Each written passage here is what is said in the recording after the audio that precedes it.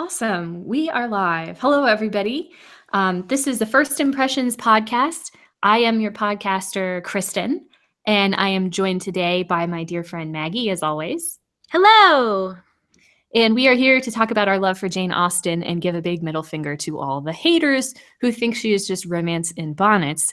Although today we will be talking about Volume 2 of Persuasion, so you gotta admit, this time they might have a little bit of a point. Well, we're not going to talk a lot about bonnets, though.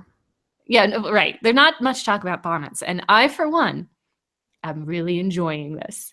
So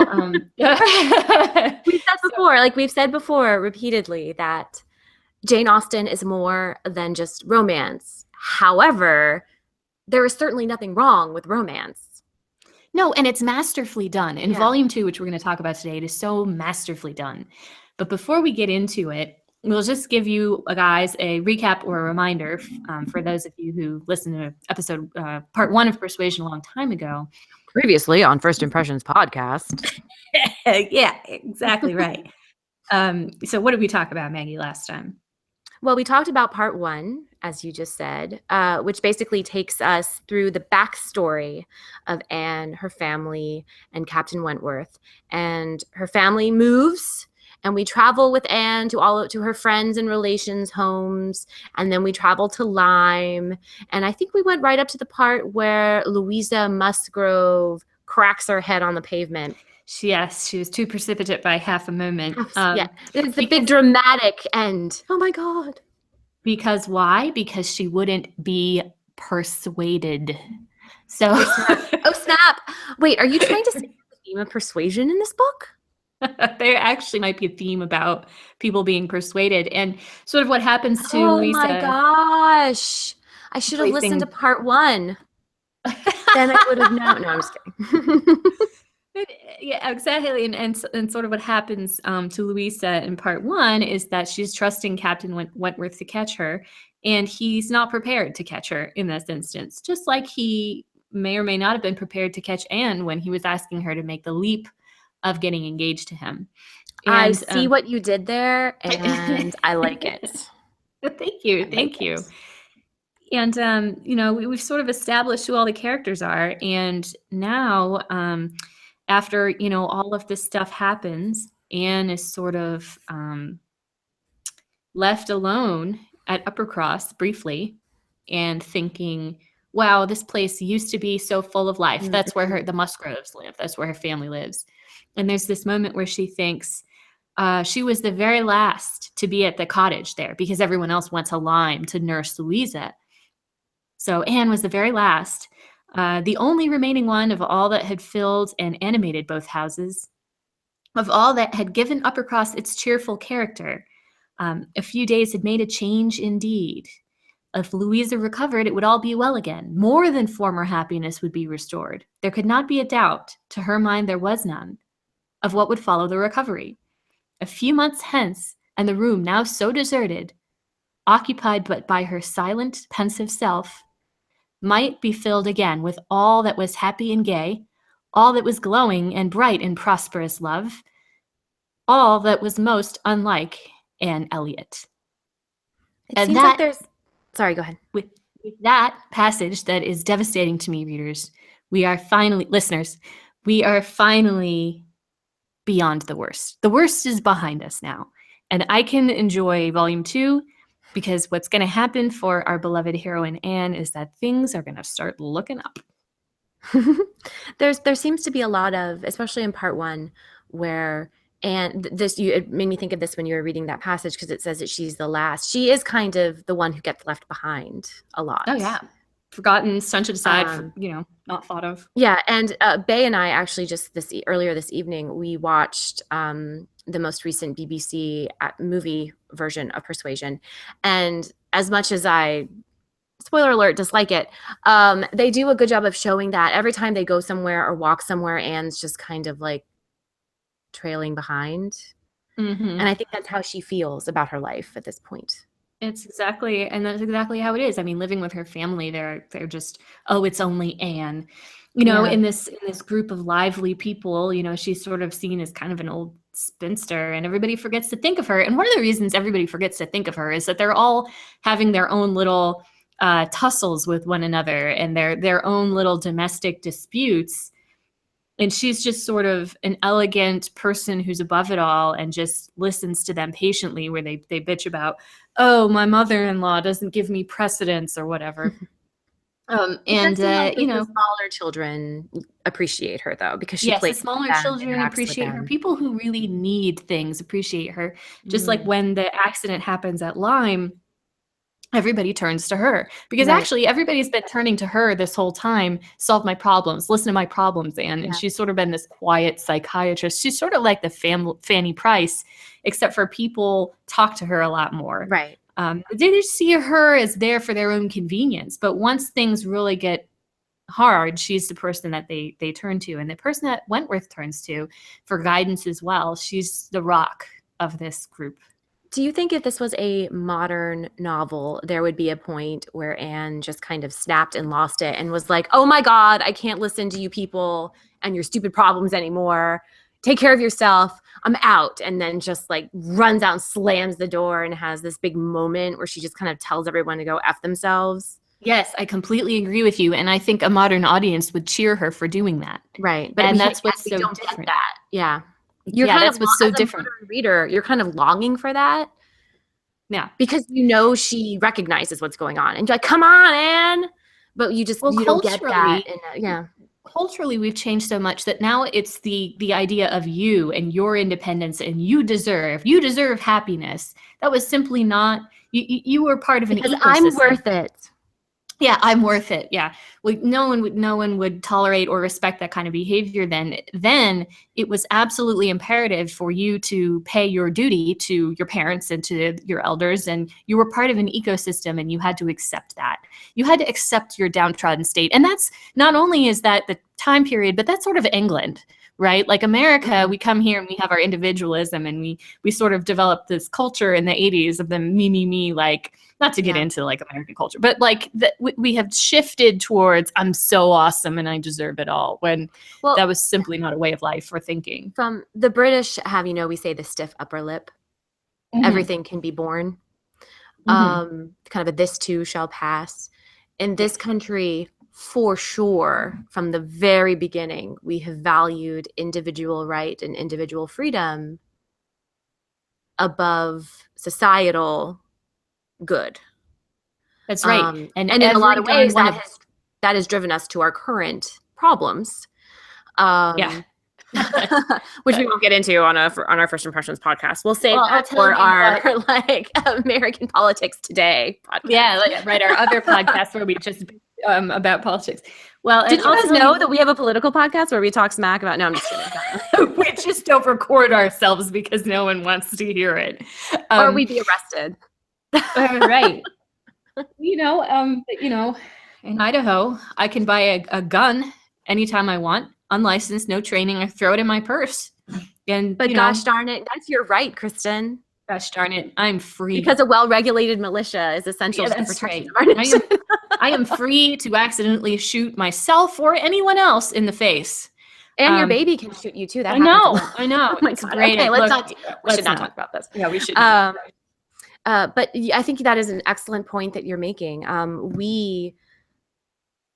not just Americans anymore. I would say like most European audiences, if this was a movie or a book, you want that kind of payoff moment where the heroine finally stands up for herself, and like just bad people get their comeuppance. She gets her big moment to stand up and tell everyone what's what and storm out. But that just would not ever have probably even occurred to Jane Austen. No, or anybody. And and there is an episode of Top Model, by the way. This may be a digression that I edit out, but you may remember a couple years ago, there's an episode of Top Model with Tyra Banks where there were a bunch of American girls and then a couple of European girls, and the European girls. I did not watch that one. That was the season I stopped watching. There was the European judge as well, and I forget what supermodel was on it, but the American girls were like, I don't think so. The American She's girls were like, yeah, I'm so awesome. Look at me. I'm the next top model. And the European girls were like very quiet and they're like, oh, I guess I'm okay. I guess I'm not that great. And it was the European panelist who was like, that is such a European thing. That is so not, that's where it's coming from culturally, is that you don't have the confidence of an American. And so there may be some, I don't know if how true that is, but that's certainly one person's perception of women in Europe, and they may just culturally not have the same influence. But I completely agree. Yeah, we would, and any kind of climax to a movie adaptation, like Clueless style, right? right. We have to have Anne going, "Oh my God, I can't take it anymore." I think that it's a mark of Austen's brilliance, though, that even though we don't have that, we still love Anne and we still see her strength. Yes, and because It's we not see like so much. Yeah, and that's something that people struggle with Fanny, as We we see talked about in so our much Mansfield Park of episodes. Anne's inner life, so much of Anne's inner thoughts, that we see so much of Anne's inner life, that we see her strength and we see her value. And even though there are these passages where she meditates on her depression and unhappiness, she still has that backbone where she thinks, you know what, I don't think I was wrong. So she has that to fall back on. She has her morality to fall back on, which is certainly stronger than Wentworth's, as we've discussed. And she has her sense of right and wrong and her ability to hold her head up high, and a certain amount of value for herself, in contrasting her own disposition with her crazy sisters, who are nightmares. Yeah. I think that it actually It's hard for shows her. more character to be so restrained. Yes, it's incredible. In our I mean, restraint. to look at a Pride and Prejudice, for example, a character like Lydia, it's always easier to just kind of like say whatever. And current day now, I suffer with this, to just kind of say whatever thought pops into your head, or actually do lose your cool and yell at people. It's much harder to keep all of that inside and not show what you're feeling. Oh man, and that's so funny that you said that, because that is actually a part of Wentworth's character. And even though Anne is not like that, that is actually what she values about him. There's this whole passage where she's talking about Mr. Elliot, a suitor that will appear in volume 2, comparing and contrasting him with Frederick Wentworth. And she thinks to herself, Mr. Elliot is very smooth and plausible, and everybody likes him. He never causes offense. I don't feel like I can trust him, because I love that word, that plausible. I love the use of that word there. Because she always says, everyone is always, I think she's talking to Lady Russell or she's Mrs. Smith thinking about this, and they're like, what is it about Mr. Elliot and that rubs you the wrong way? And she's like, I literally can't tell you. I don't know what it is, but I feel it in my gut. Something is not right. Yeah, and what she says is kind of right, because she feels that it's easier to trust the sincerity of a person who sometimes says a careless or hasty thing, because that means that their thoughts are at the surface, and their real thoughts are coming out sometimes. Yeah. They're right below the surface, and so you can trust that those people mean what they say, because they're not in full control of all their feelings at all times, whereas Mr. Elliot is. I would say Anne is in full control of her feelings at all times, but I would also say that she's stopping them with a great amount of willpower, and that they could easily spill out if she didn't have that spine, that backbone. And people can tell when she is upset. Like at the end of the book, when she reads the letter and everyone thinks she's sick and she has to go home immediately. Oh, I love that part. She's like, she began not to understand a word they said. I completely understand where she's come, what that's like. And she's like, I'm so emotional. She's like, I can't even listen to you right now. I'm just locked in a glass box of emotion, to quote Anchorman. But we also talked about Wentworth being kind of a dick. And I guess I can't say I disagree, because look, I'm going to walk it back. But he apologized for it. He apologized. Yes, well, I'm going to walk it back too, and we could talk about this sort of at the wheat sheaf as well. But we got a really thoughtful, letter from one of our listeners, Louise, who really made a case for Wentworth being, yes, but just human. I mean, it's a human behavior, which is in agreement with what Maggie had said on the last podcast, and I'm not in disagreement with that. It is certainly human. He's not, and I guess my problem is I just can't imagine. I mean, we're all different in this world. I just can't imagine myself behaving that way. Like I imagine myself. So think of me in a current, a modern day situation. So I'm imagining myself in this situation. What if I was, we were king and queen of the prom in a rural town in Idaho, right? Me and my beloved, and we were going to Boise State.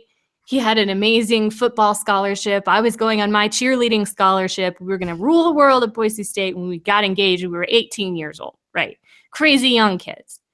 Then he gets an injury in a pickup game of basketball, which ruins his football career forever. And he's not going to college. He doesn't have the scholarship. And he's like, you know what, honey? You're still going to college. You're still going to go out there in the world. The whole world is out there for you. And I just can't be a part of it. I'm going to stay here. I'm going to work for my dad's business. It's a very, it's a great business or whatever. I'll have a good job, And I'm thinking to myself, the young in love woman, why does he want to abandon me? Why doesn't he see our life together? Does he just want to go sleep with like the barfly women in a rural Idaho town? He just wants to go fool around. He doesn't really want me.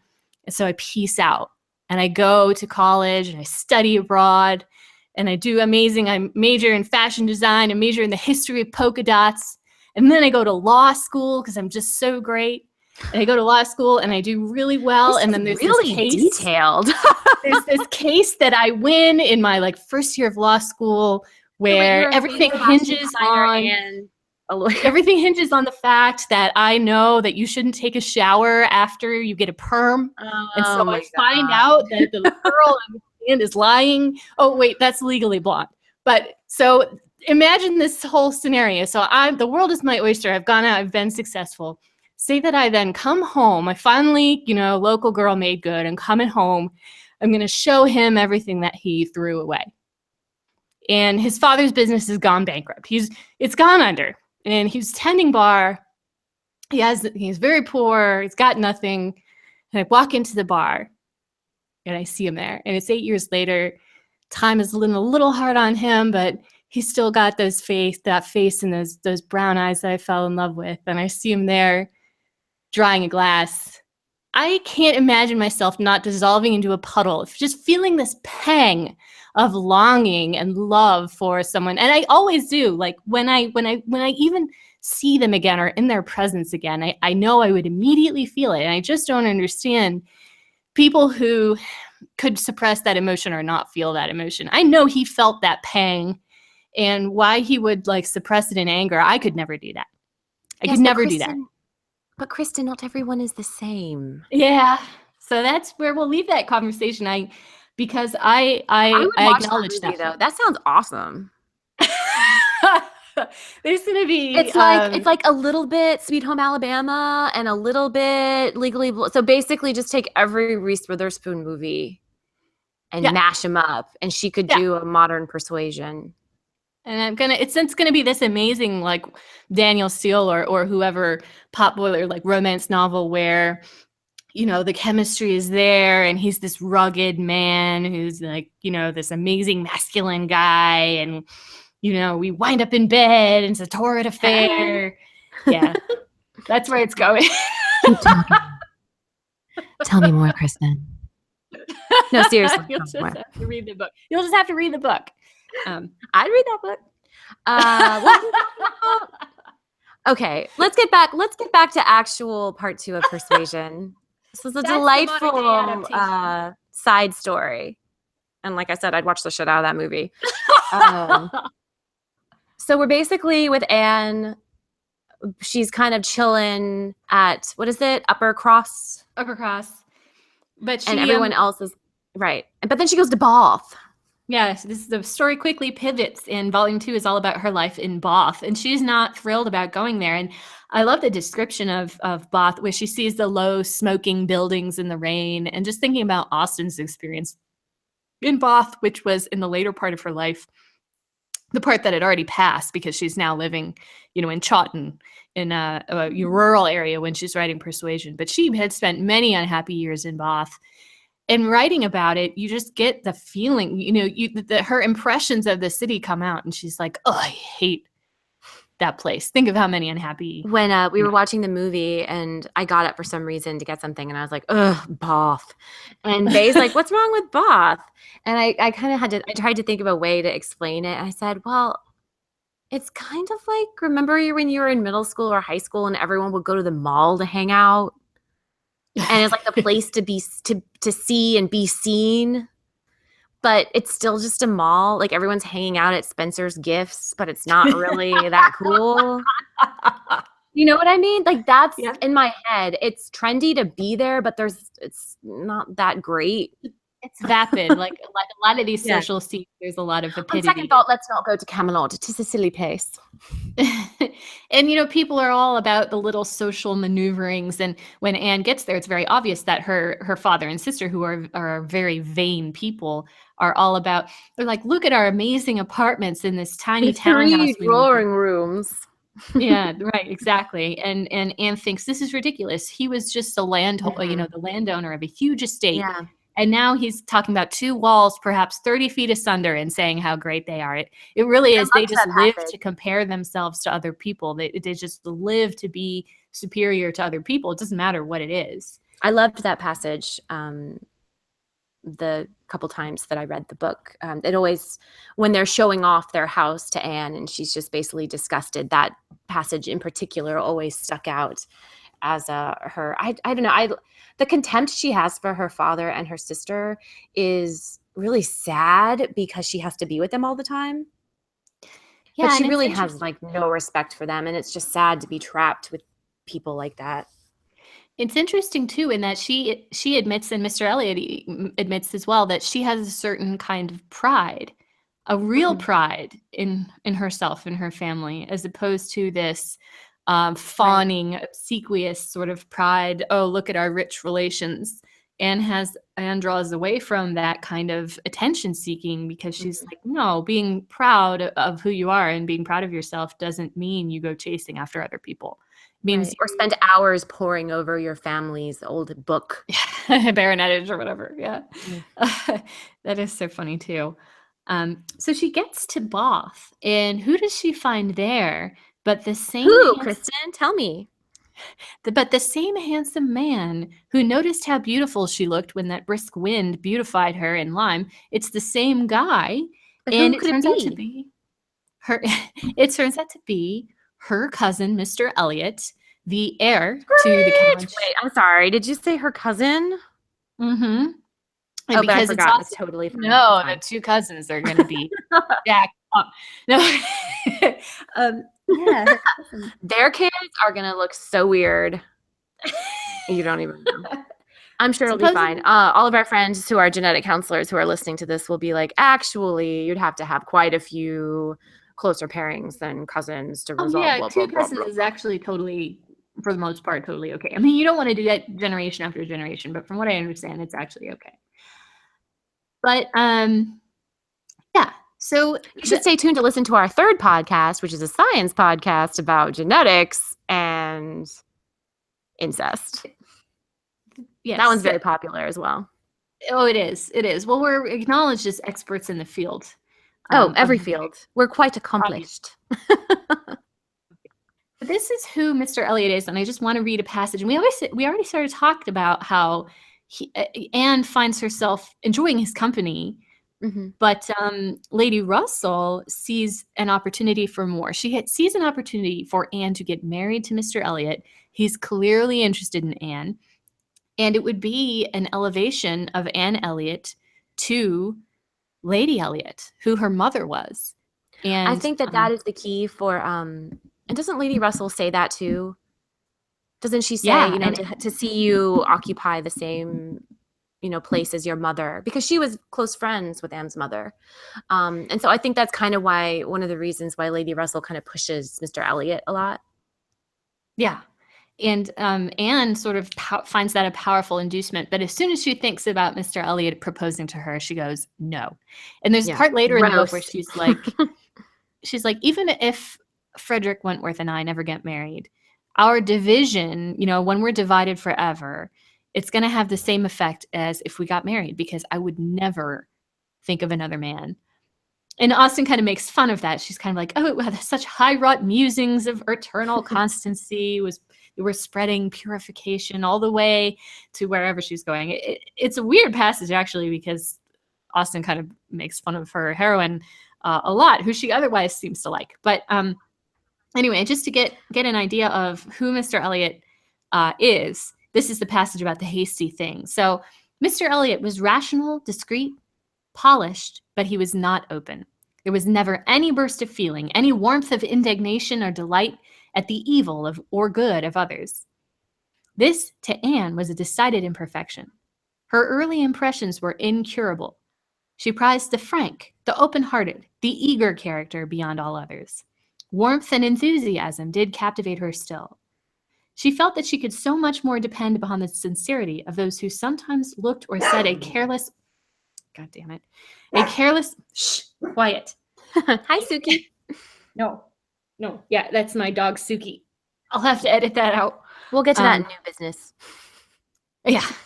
She felt that she could so much more depend upon the sincerity of those who sometimes looked or said a careless or hasty thing than of those whose presence of mind never varied, whose tongue never slipped. Mr. Elliot was too generally agreeable. Various as were the tempers in her father's house, he pleased them all. He endured too well, stood too well with everybody. Okay, so that seems to be pretty much exactly what you were saying earlier. Yeah. And there's an additional detail that she thinks, which is actually very important, which she thinks, Mr. Elliot, one of the things that he constantly wants to talk about is Mrs. Clay. Now, Mrs. Clay, you may or may not remember her as a character, but she is the daughter of Maggie's favorite character, John Shepherd, the lawyer, who... it's true. He's pretty... John Shepherd is the true hero of this entire book. And my only regret is that he does not come back at the end. So she can get a little more John Shepherd time. But whatever, he's great. She's a poor widow. She hangs out with the Elliot family. She's become sort of a Harriet Smith to Elizabeth's, highfalutin Emma type character. And really does not belong in the family, but has insinuated herself into the family. And Mr. Elliot sees this, and Anne sees this. And Mr. Elliot's always making these insinuations to Anne, like, yeah, we got to do something about Mrs. Clay. She's going to marry your dad, and then you'll all be demoted. Because what would happen is Mrs. Clay married, Sir Walter, is that Mrs. Clay would be elevated above all the women. Elizabeth would no longer be the mistress of the house. She would have to go second.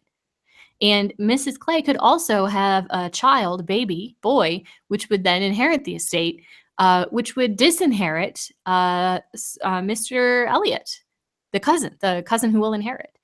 And what we eventually find out is his obsession with Mrs. Clay comes from this very fact. He does not want her marrying Sir Walter. But that motivation is within him, and we don't know it right away. Right. We just mistrust him because Anne mistrusts him. There's a lot of pieces of the Persuasion plot, and maybe it would be better to say there's a lot of pieces that inform characters' actions and give you insight into their motivation that you don't actually find out until the very end. Yeah.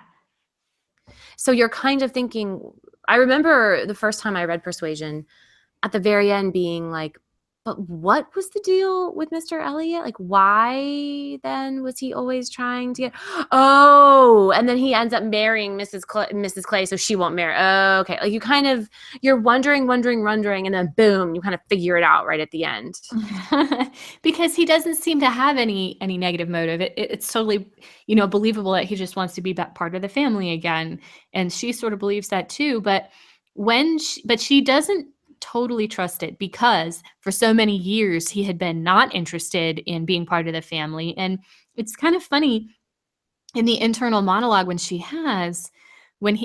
has dropped names of former associates or alluded to former practices and pursuits, it suggested things not favorable of his past, that he had been a dissipated person.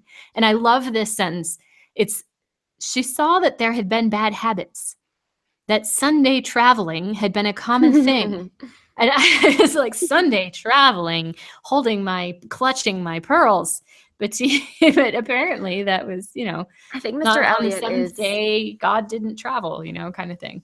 So. Mr. Elliot is, I think, one of the more difficult. And again, I don't want to like harp on the whole modern versus contemporary reader thing, but I think Mr. Elliot is a character that's a little difficult for someone from our time to kind of unlock, because when you find, I mean, he's going to inherit. Right. In this circumstance where Mrs. Clay marries Sir Walter and they have a child and that child's a son and the son survives the child. There's a lot of things that would have to happen.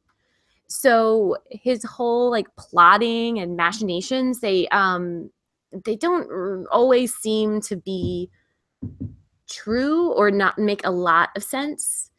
But I think once we have Mrs. Smith kind of just fill in the blank about his character, because his character is kind of a blank, because he's just always polite and always affable and always says the right thing. And he dissed them many years ago, but nobody really knows why. But once those blanks get filled in, you're like, oh, he's just an asshole. Okay. Yes. Like, no, he is. Like, that's okay. He's actually just a jerk. Okay. Oh, sorry about that. There is another thing about him that's said about him that is so Austen that honestly, I've read this book so many times, I never caught it until this time. Tell me, Kristen, read it. When Anne first meets him, she thinks his manners were an immediate recommendation, and on conversing with him, she found the solid so fully supporting the superficial that she was as first, as she told Anne, almost ready to exclaim, "Can this be Mr. Elliot?" Oh, so that's Lady Russell. But that phrase, the solid so fully supporting the superficial, could anything be more Austen, right? Because we're talking about like manners make the man, and you have to have a moral, footing, base, foundation as well. And Austen evaluates people on the entire spectrum, the solid and the superficial. Right. So let's talk about, this is jumping pretty far ahead if we wanted to go through linearly, but let's talk about what Mrs. Smith tells Anne about Mr. Elliot. Because I found this whole section, it's very interesting about Mrs. Smith's character. It's very interesting about Mr. Elliot's character. And just to get us started, it seems a little shitty of Mrs. Smith to like kind of be simpering to Anne a little bit when she thinks she's engaged to Mr. Elliot, and then when she finds out she's not, to be like, oh, let me tell you how awful he is. Like, why didn't you tell me that when you thought I was marrying him and help me from, not marrying a jerk? There's a lot of things to unpack with that, though, that have to do with a lot of status, power, and economics. But for me, the number one thing that makes Mr. Elliot a horrible person is that when Mrs. Smith's husband died, he wouldn't even be bothered to write a letter. Yeah, to help her get out of her difficulties. And he just bothered. Yeah. And to me, that is just the ultimate in selfishness. And I mean, talk about ungentlemanly. Oh yeah. So Mr. Elliot is just black at heart. He's just an evil guy. He befriended Mrs. Smith and her husband, who were at the time wealthy. He was at the time poor, and he took advantage, of Mr. Smith's friendship. Mr. Elliot did. He was always, they were always. Mr. Smith was always helping out Mr. Elliot with paying money, for things, lending him money. Yeah, and that's actually, I have a letter that Mr. Elliot wrote Mr. Smith when he was still poor and Mr. Smith was still rich. And it's so shocking to read it, because when you read it, you already know that when Smith passed away, kind of a pauper, he designated Mr. Elliot as the executor of his will because they were such good friends. But Mr. Elliot won't do anything as the executor. Right. He won't help Mrs. Smith, who's now indigent, poor, and disabled. He won't help her at all. He won't lift a finger. And he's like, I don't care about you. I don't have the time to deal with you. When he got so much from these people at the beginning of his life. So, for example, this letter is Mr. Elliot writing to Mr. Smith when Mr. Elliot was still poor. Dear Smith, I have received yours. Your kindness almost overpowers me. I wish nature had made such hearts as yours more common. But I have lived 23 years in the world and have seen none like it. So, it's just this incredibly fawning, you're such a great guy.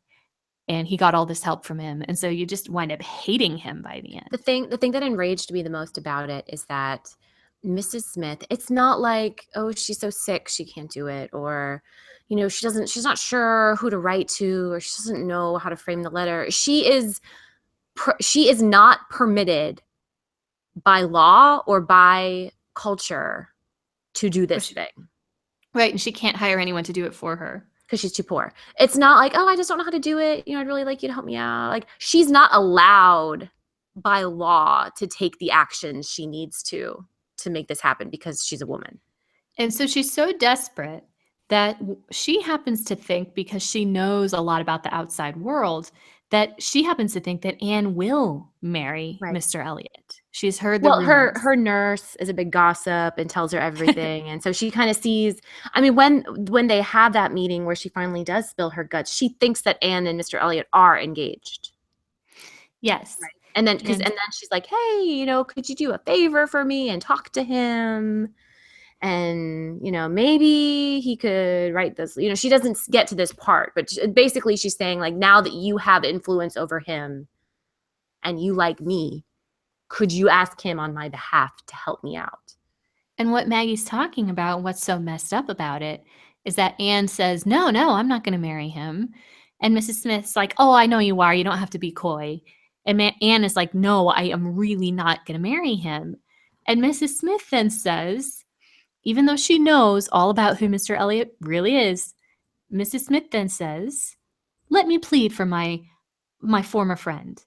Where can you look for a more suitable match? Where would you expect a more gentlemanlike, agreeable man? Let me recommend Mr. Elliot. I am sure you hear nothing but good of him from Colonel Wallace, and who can know him better than Colonel Wallace? Which is shocking once you realize who he is. Right. And it's hard for a modern reader to understand where she could possibly be coming from. Her excuse is kind of sounds like weak sauce to us, but is also, once you delve into Austen, you kind of get it, where she's like, I thought it was a done deal. I was sure we're gonna accept him. It would be crappy of a friend to like ruin that for you. And it does make her seem like she's kind of way too self-serving, and like now she's trying to hook up Anne and Mr. Elliot for her own reason so that she'll have an in with him. I don't really think that's it. Yeah. Well, she is self-serving. And we talk about in this book how there isn't a kind of female friendship that we've seen in other Austen books. And I think Mrs. Smith, her disability also sort of becomes metaphorical in that she's unable to help Anne carry her burden of dealing with what life is throwing at her, and unable to help Anne because she really needs to take advantage of Anne. But she's also so far below Anne in terms of social status, wealth, and the power structure between them.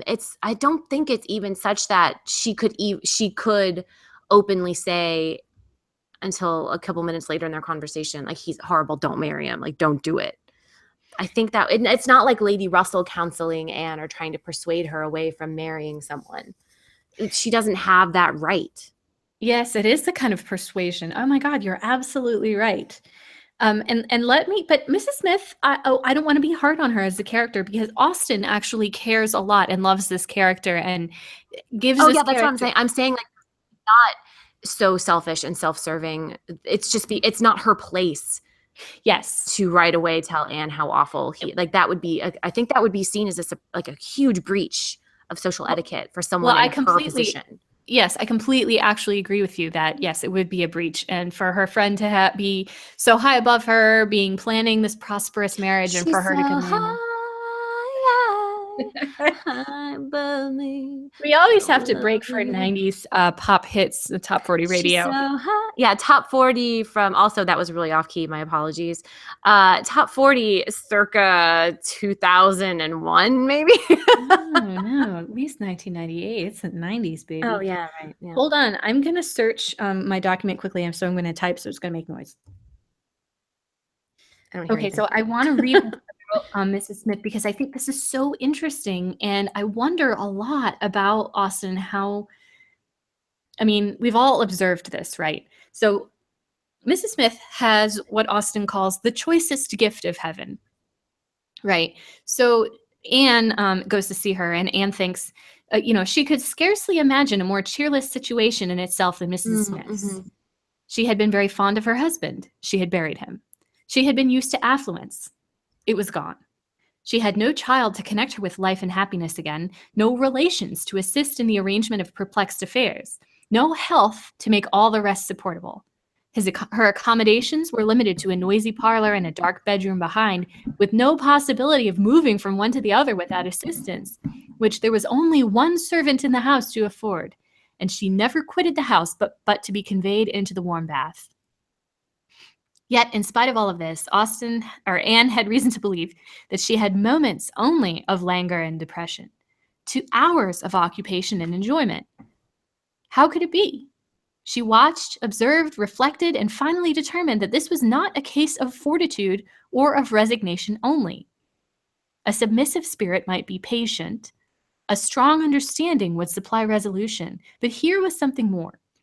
Here was that elasticity of mind, that disposition to be comforted, that power of turning readily from evil to good and of finding employment, which carried her out of herself, which was from nature alone. It was the choicest gift of heaven, and Anne viewed her friend as one of those instances in which by merciful appointment it seemed designed to counterbalance almost every other want. This passage is so interesting to me. I have a lot of things to say about it. First of all, Okay, can I say something first? Can I say something first? Okay, sure. I just want to. Oh, thank you. I just Shut up, want Maggie. to. What? I just want to say that because we see that passage first about Mrs. Smith before we get to the, oh, well, if you're not going to marry Mr. Elliot, then let me tell you actually how really awful he is. That's why I like her, because I know she's actually just a really good person. Because who among us would be able to endure all of that and remain happy? I really appreciate it. Yeah, right. It's rare and it's a valuable gift. And I really appreciate that Austen has, and I agree, by the way, with your point. And I agree that we really like her, which almost makes it a little bit more shocking that she would sort of encourage Anne to get married to Mr. Elliot, because you think of her as like an utterly contented person because of this passage, but she really does, have some needs that she's still. But anyway, I really appreciate that Austen is not setting up Mrs. Smith as a model to be like, yes, we should all exactly be like this person, because that's unrealistic. Austen calls it the choicest gift of heaven, and it really is. And we know these people, and we always think, how do you do it? How can you possibly get up in the morning, And Kevin, my husband Kevin, is one of these people. Oh my God, he so is. He so is. It astonishes me every day, and I value him for it incredibly. But I have, in the early days of our marriage, struggling with my own problems, like asked him, like, how do you do it? How do you do it? And he's like, I don't know. I'm always pretty even keeled. I've always been pretty even keeled. It's just his nature. I still value him for it. I still think it's a valuable quality. It's not like he had to work for it, but it is his nature.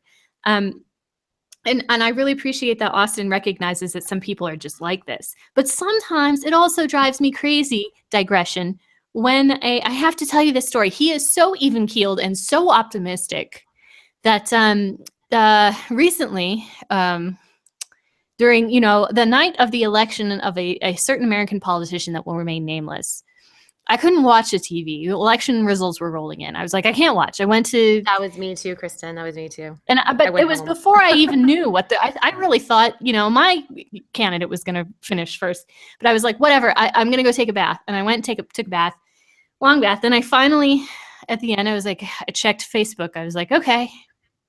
And I knew. And I don't think I've ever felt worse. And I mean, within, that's a little bit of hyperbole, but I walked, it was almost like I could barely walk. It was almost like I was an old lady. I could barely move my legs. And I like hobbled into the, the main room looking to him to comfort me. And I walk in looking like I've just, somebody's just died. And he goes, believe this or not, Maggie. He goes, oh, what's wrong? I almost lost my shit. I was like, what are you talking about? What's wrong? No, nothing against Kevin, who I adore. And if it wasn't for Bay, and if it wasn't for the fact that you live in freaking Idaho, I would be like, sister wife? As a straight white man, the stakes aren't exactly as high for Kevin. Well, that's true. But I really don't think other people. No, but he is genuinely concerned. But you're right; it doesn't hit to the core of him. You're right; it doesn't hit him in the emotional funny bone. But your point is well taken. That he is very just like we'll you know what, we'll weather what comes. He's not Jewish, by the way, because this is not how Jewish people respond. No. Well, and he's so. Go ahead. If you know what though, if I'm picking my team for the zombie apocalypse, like Kevin would be on it. Oh yeah, because he's the type of person you want in a crisis.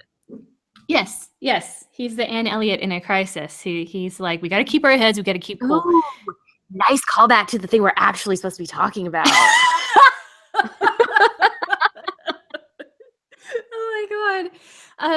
So we talked about this choicest gift of heaven, and how some people have it, and I really appreciate how Austen is not being hard on me, reaching through the centuries and being hard on me.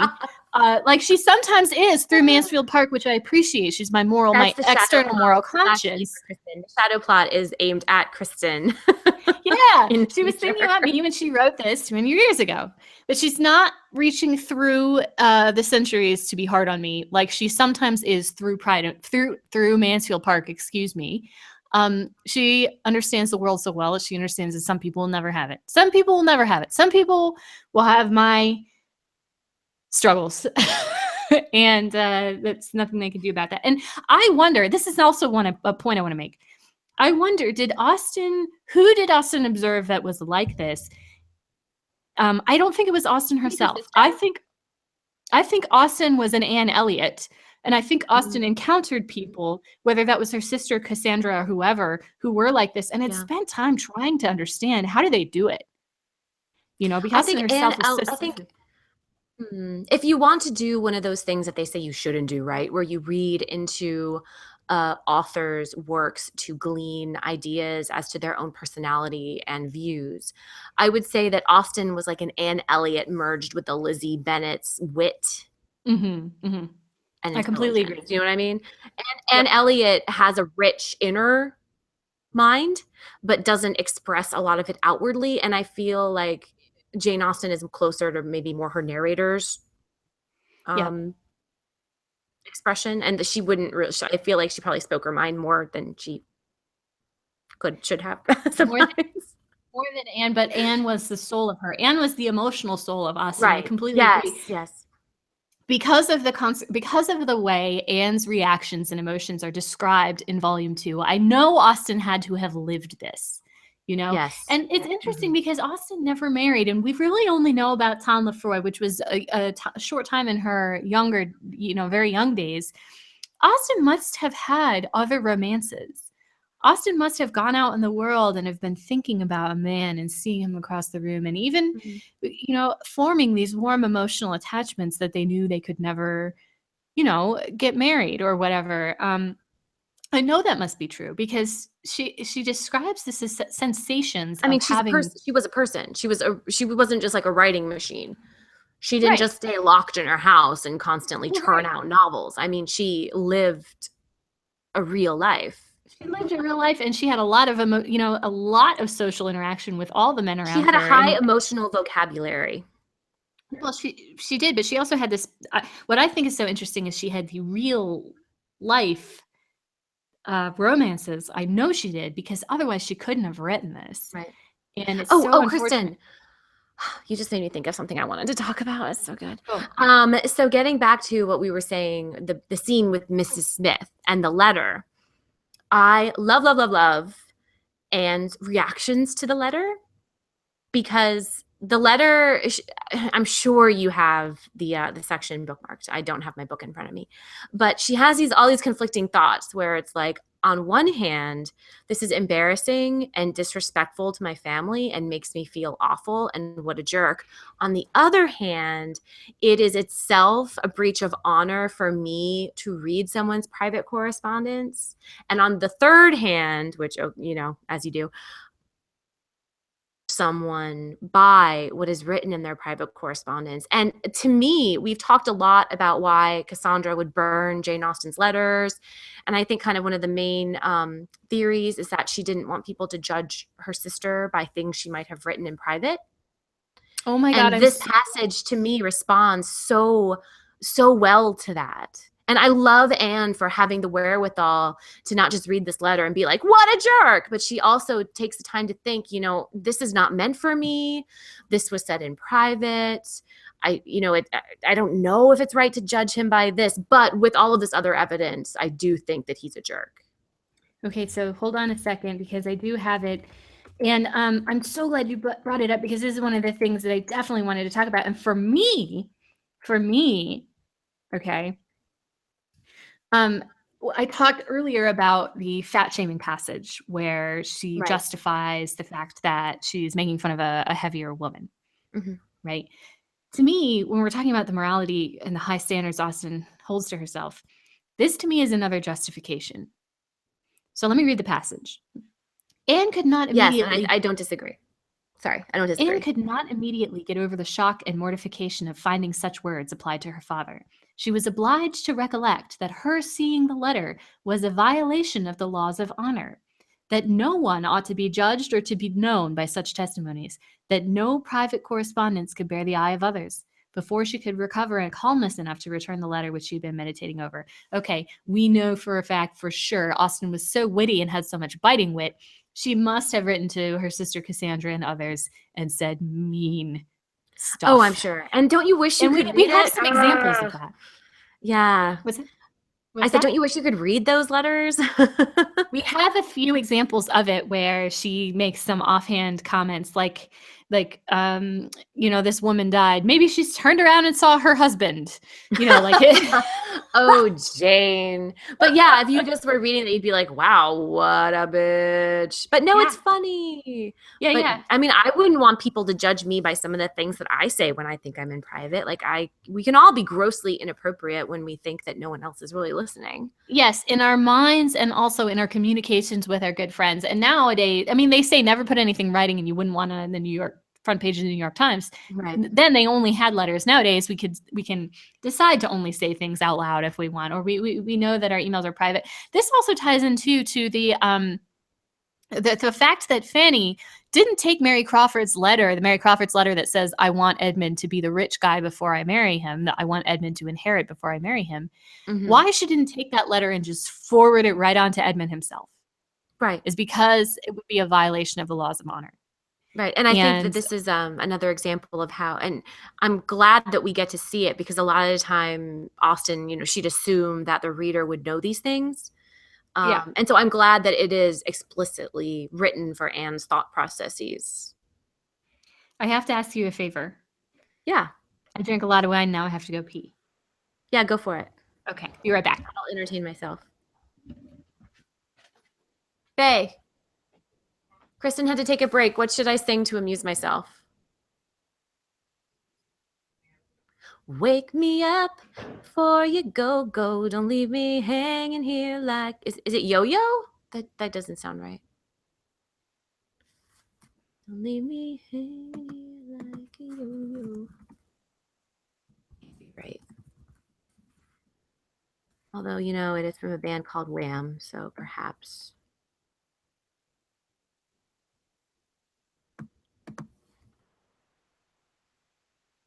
Jitterbug.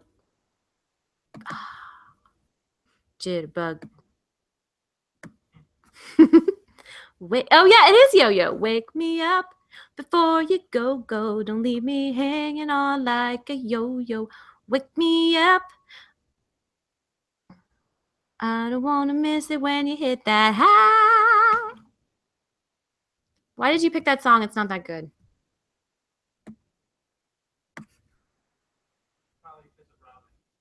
Oh yeah, that's a good point. We just saw a Batman Lego movie and Robin sings it. I'm explaining this out loud so when Kristen comes back and listens to this, she knows what's going on.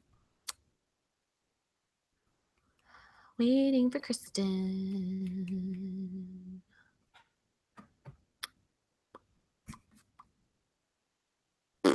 Let's see what's happening on Facebook. I heard a door slam. She's coming back. I hear Suki. Hi, Suki. All right, I'm back. Sorry. Okay. Okay. I left a little surprise for you when you listened to the recording. Awesome. Okay, so anything else we want to say about the letter? I mean, this letter. Or like the whole Mrs. Smith interaction? Yeah. Maybe we should just move on to the end. Well, let's go Because back to the we got to spend a lot of time talking about the whole Captain Harville and debate. Yes, before we move on to the end, though, we have to talk about the concert evening. Then Yes. I'm sorry. That was the main thing you wanted to talk about. Yeah. So, and that's okay. And this is what makes me say how Austin must have gone through all of this, because we're talking about real sensations. And this is the night where Wentworth, having realized finally that he doesn't love Louisa, that he loves Anne, he's come to Bath. He has seen that Mr. Elliot is sort of, to a certain extent, a suitor of Anne. And then he goes to this concert. They wind up going to this concert. And Anne, it's interesting, for a while she's stuck in these private parties and she can't get out into society where she knows Wentworth is. And she thinks to herself, oh, I'm stronger. But she's feeling stronger because her strength has not been tried. Meaning she's still... am stronger than yesterday. No? Okay. I love that song. I'm waiting for you to sing now more. It's nothing but my way. My loneliness. Oh my God, that's actually perfect for this book. Yeah. Oh my God, I used to run to this song. Me no more. Run, and I used to have a CD that I ran to, and when it got to this song, pump it up so loud, and I would go as fast as I could, stronger. Yeah, but she thinks she's stronger because her strength is not tried. So she goes to this concert and she sees him walk in, and they're in the Octagon Room, which, by the way, if you've ever been to Bath, and if you've never been to Bath, I recommend it because it's the Georgian city of Bath. It was conceived and built entirely out of limestone and has never been knocked down. So it is so close to what Austen actually lived in, and that is so powerful to be there. And to know you're seeing to film Austen films there because it looks the same. To be there and to know you're seeing what she's seeing. I mean, the first time I went there and I stood in front of one of the homes that she had actually lived in, because they moved around a lot as they got poorer and poorer. When I stood in front of one of the homes, I was just overcome and I started crying. I had never felt such a close physical connection to a historical figure. And the rooms, I think they're the lower rooms. You can go there. They're still standing. They were damaged in World War II, but they're fine for the most part. You can go there and see the actual rooms that she is referring to in this book. It's very cool. When we went on our trip, and I thought it's so neat. They have the original chandeliers she would have seen with her own eyes. Anyway, and you can go in there, and they talk about being in the Octagon Room, which is one of the first rooms you walk into, which is sort of like a receiving room. And that's where they are, where Anne and her family, where they're waiting for their wealthy cousins, the Dalrymples, to come in. And that's when Frederick Wentworth walks in. and she sees him, and they're in the octagon room, and they're in this Regency tableau, and reading that and knowing and having been there, it just makes it so much more real to me. Um, I was trying to tell someone about Bath once, by the way, and I mentioned, oh, the rooms were damaged by the Germans in World War II. And Kevin goes, that was the worst thing the Germans ever did. And I was pissed off. I was like, shut up. I'm trying to talk about something important. So, Kevin. Did we mention how droll Kevin is? Looking back, I see how it was funny, but at the time, I was so passionate about Bath that I was pissed off, and I was like, talking about something important. How dare they? How dare they? But anyway, yeah, so that's what happens. So she's standing there, he walks in, and she has the courage to step forward and speak to him. And he talks about Louisa and the fact that she has gotten engaged to Captain Bennick. And he says something. This is supposed to be a big shocking twist, I think. Like I thought it was, because he's the guy who was so depressed because his fiance had died, and they talked about sad poetry all the time. And then Louisa, had been this like free spirit, and then all of a sudden they're engaged. Yeah, and everybody talks about how awful it is because Bennick used to be in love with a woman named Fanny Harville, the sister of Captain Harville. Fanny Harville, who was apparently incredibly well-read, brilliant, wonderful, beautiful woman. And for Bennick to fall in love with Louisa Musgrove, I mean, there's nothing wrong with her, but he did it so fast after. Well, except that her half of her brain leaked out. Well, yeah, Oliver Lyme.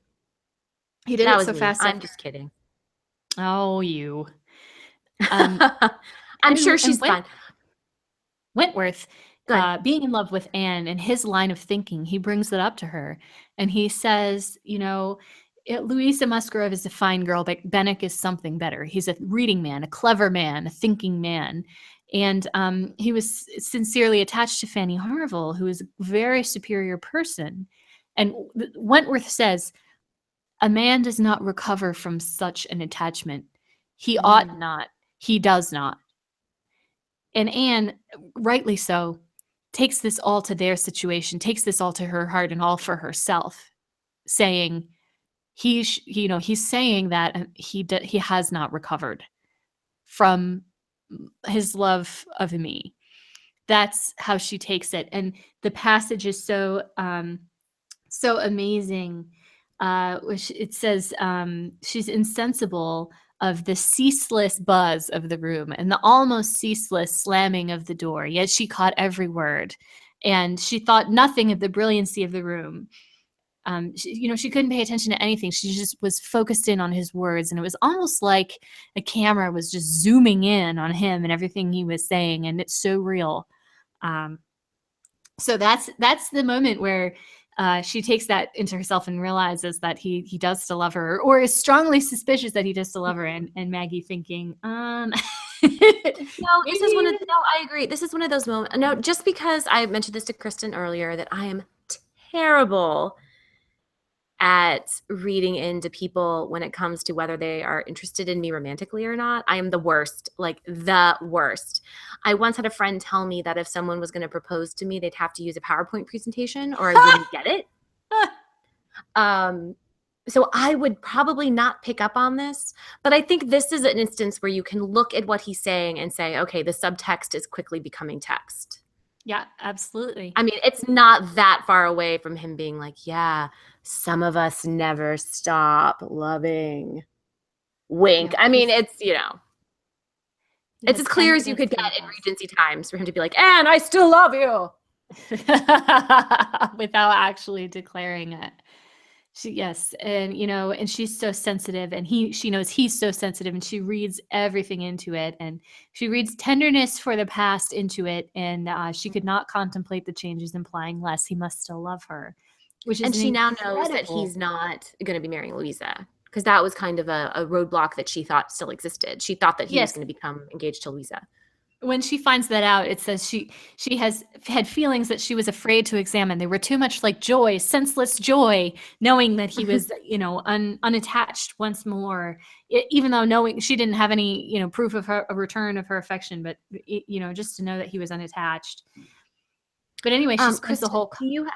do you have a passage marked when Mr. Elliot is talking to her and is basically like, I'm going to propose to you soon, and she's horrified? I have the passage at the concert where he's talking about the Italian love song. Oh God, and it's just like so awkward. Ugh. I thought it was so I awkward. love this passage. I'm Okay. going to read it because I love the detail of them talking about this Italian love song. So Because he she needs has. her to translate the Italian, right? That's right. Her to Okay. translate love. And so she spends the concert evening just feeling his presence in the room. I mean, she was so attuned to him and so sensitive, and she knows he's there, and she's looking for him the whole time. She's trying to figure out where he is, but she's in amazing spirits because she believes now that he loves her, and this is incredible discovery. So it says, Anne's mind was in a most favorable state for the entertainment of the evening. It was just occupation enough.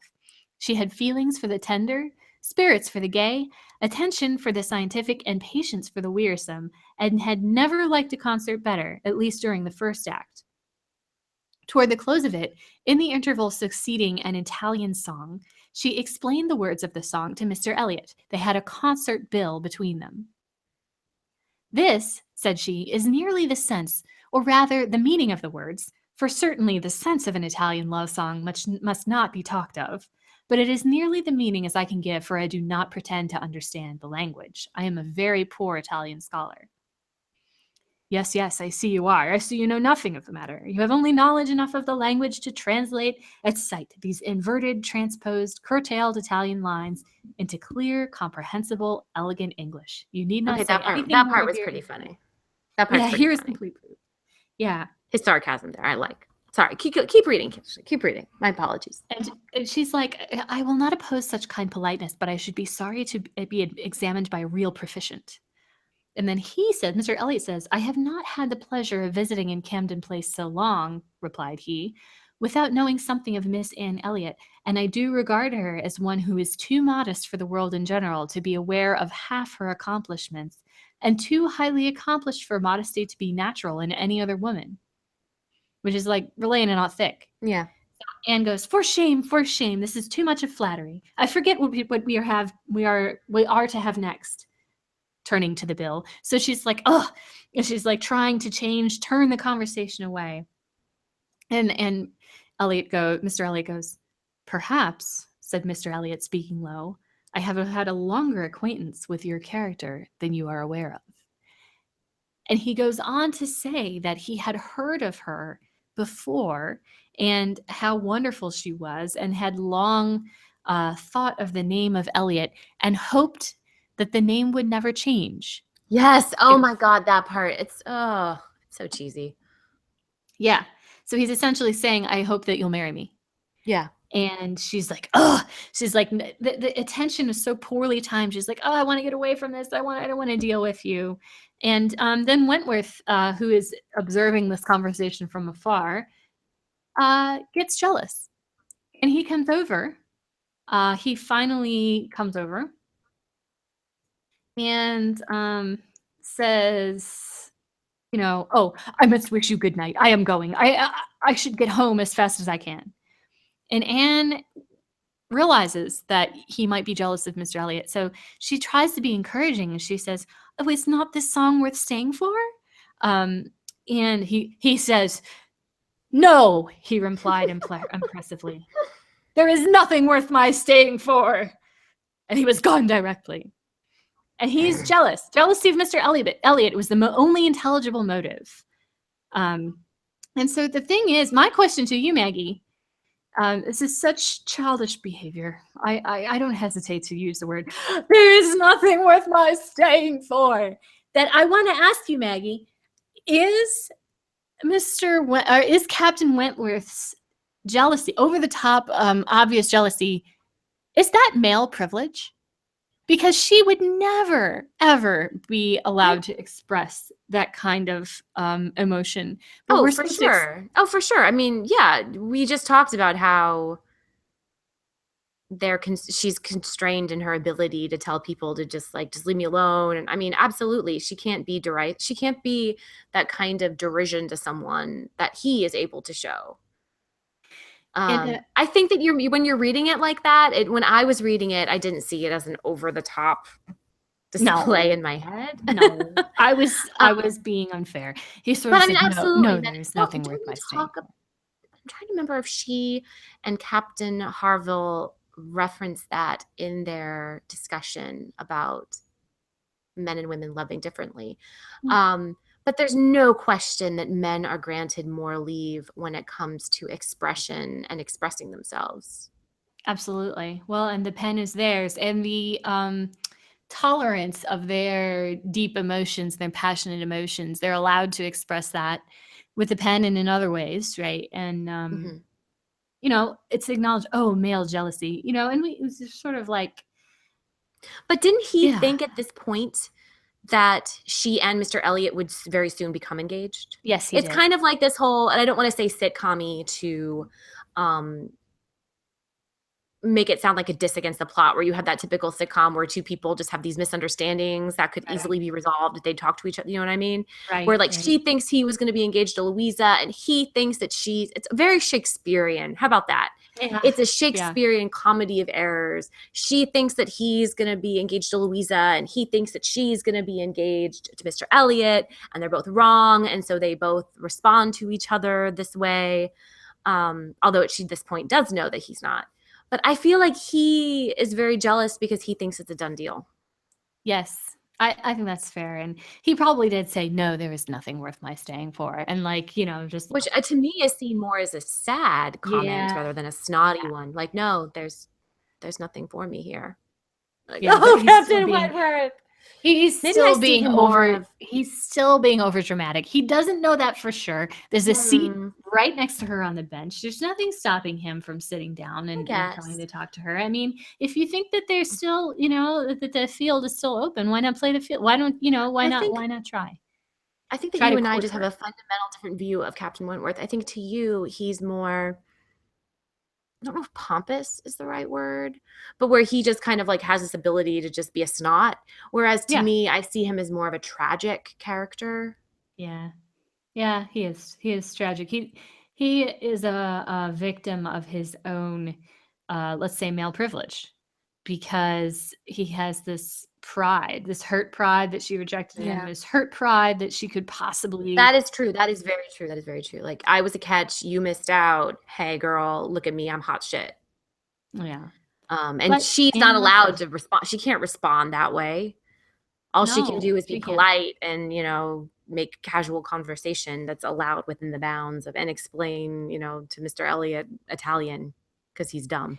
So, so Anne's I'm Anne's not the greatest at happiness is Italian. close at hand, and if you Let's want talk to about go the big now, let's talk about the big conversation between Captain Harville Harville. and Anne. Yes. Do you want to read it? Do you have it? I can read it. I have it here. I can read it. It's across the room. And why don't you read it? Because mine's across the room, and if I get up, I have to unplug or like take everything with me, and that would be weird. Okay. All right. So, what happens Or next hang on, is I can have Bay bring it to me. Bay, oh Bay, darling, would you fetch me my Kindle from the table, please?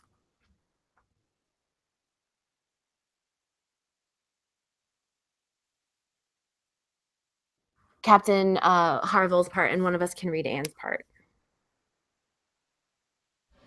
Won't that be fun? yeah. Okay, I need to search for it. What term should I search for to get to Um, that point? What's a good word to search for? how about conscious look? Conscious look. The good news is we can edit out all this dead space as I type it into my old as shit Kindle. I sold my original Kindle.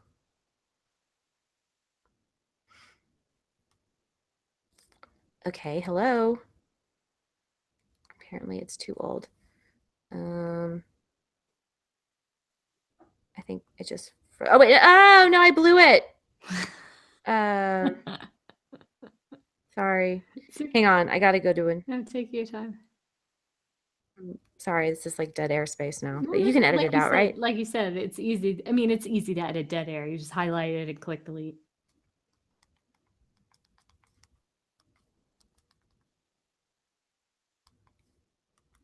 It takes my Kindle a long time to actually search the book. Okay.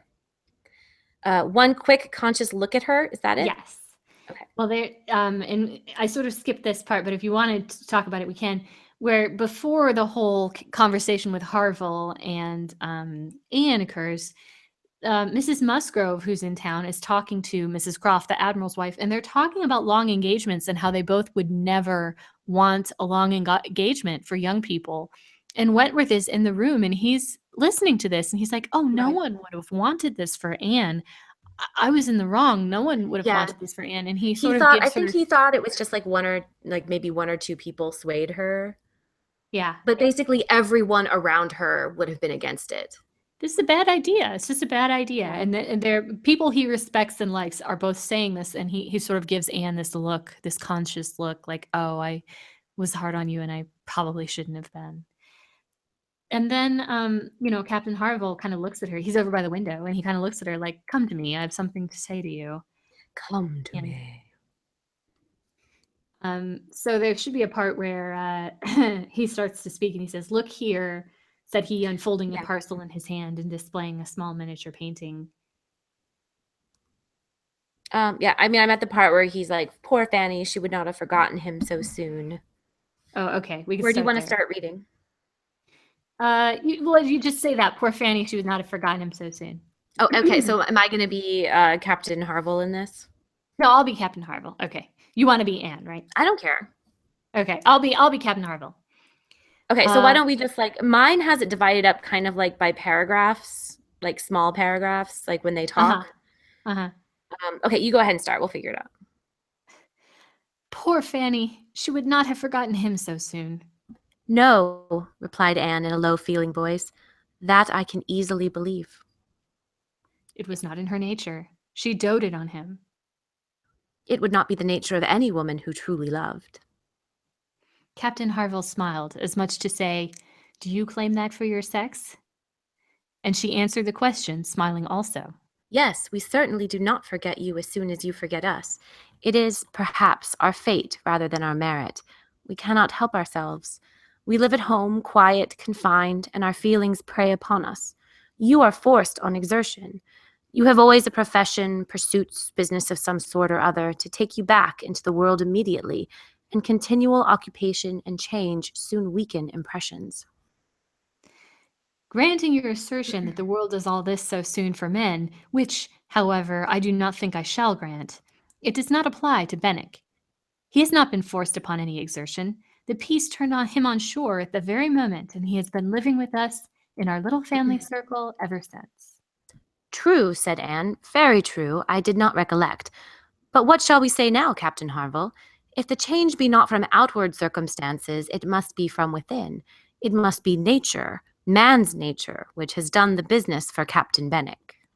No, it is not man's nature. I will not allow it to be more man's nature than woman's, to be inconstant and forget those they do love or have loved. I believe the reverse. I believe in a true analogy between our bodily frames and our mental, and that as our bodies are the strongest, so are our feelings, capable of bearing most rough usage and riding out the heaviest weather. Your feelings may be the strongest, replied Anne, but the same spirit of analogy will authorize me to assert that ours are the most tender. Man is more robust than woman, but he is not longer lived, which exactly explains my view of the nature of their attachments. Nay, it would be too hard upon you if it were otherwise. You have difficulties and privations and dangers enough to struggle with. You are always laboring and toiling, exposed to every risk and hardship. Your home, country, friends, all quitted. Neither time, nor health, nor life to be called your own. It would be hard indeed, with a faltering voice, if woman's feelings were to be added to all of this. We shall never agree upon this question, Captain Harville was beginning to say, when a slight noise called their attention to Captain Wentworth's hitherto perfectly quiet division of the room. It was nothing more than his pen had fallen down, but Anne was startled at finding him nearer than she had supposed, and half inclined to suspect that the pen had only fallen because he had been occupied by them, striving to catch sounds which yet she did not think he could have caught. "Have you finished your letter?" said Captain Harville. "Not quite. A few lines more. I shall have done in 5 minutes." "There is no hurry on my side. I am only ready whenever you are. I am in very good anchorage here," smiling at Anne. "Well supplied, and want for nothing. No hurry for a signal at all. Well, Miss Elliot," lowering his voice, "as I was saying, we shall never agree, I suppose, upon this point. No man and woman would probably. But let me observe that all histories are against you, all stories, prose, and verse. If I had such a memory as Benwick, I could bring you 50 quotations in a moment on my side of the argument, and I do not think I ever opened a book in my life which had not something to say upon woman's inconstancy. Songs and proverbs all talk of woman's fickleness. But perhaps you will say these were all written by men." Perhaps I shall.